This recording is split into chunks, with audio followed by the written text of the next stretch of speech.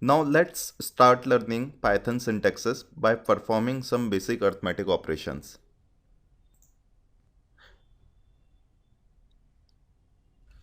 The most basic operation is addition of two numbers.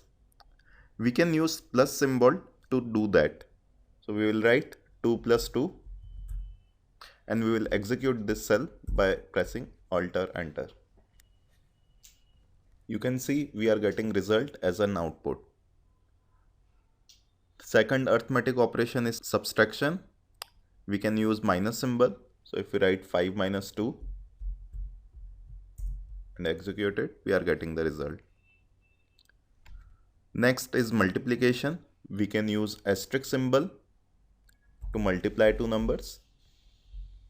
If we write 3 into 4 and execute it, we are getting 12 as our output. Next is division. We'll write 5/2.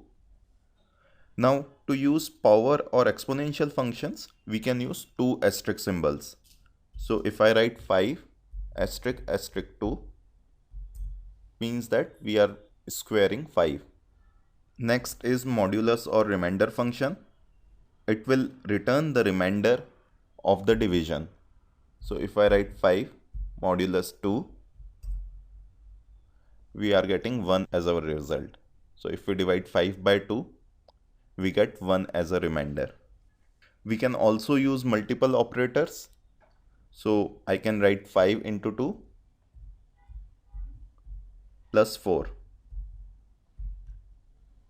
If I execute this command, I will get 14 as a result. You can notice that Python is following the BODMAS rule. First, it is multiplying 5 and 2, then it is adding 4 to that result. It is better to use parentheses while using multiple operators. So if we want to add 2 and 4 first and then multiply it with 5, we can write 5 and in parentheses we can write 2 plus 4. You can see here we are first adding 2 and 4, which is 6, and then multiplying this number with the 5. So the result is 30. When you are using multiple operators, it is always recommended to use parentheses. We can also assign these values to variable. So I can assign var1 equal to 2. So now my variable var1 is containing a value 2. If I just write var1 and execute it, Python will display its value. You can see now we are getting 2 as an output. We can also use arithmetic operators while defining the variable. So if I just change the value of var1 to our previous argument, that is 5 into 2 plus 4,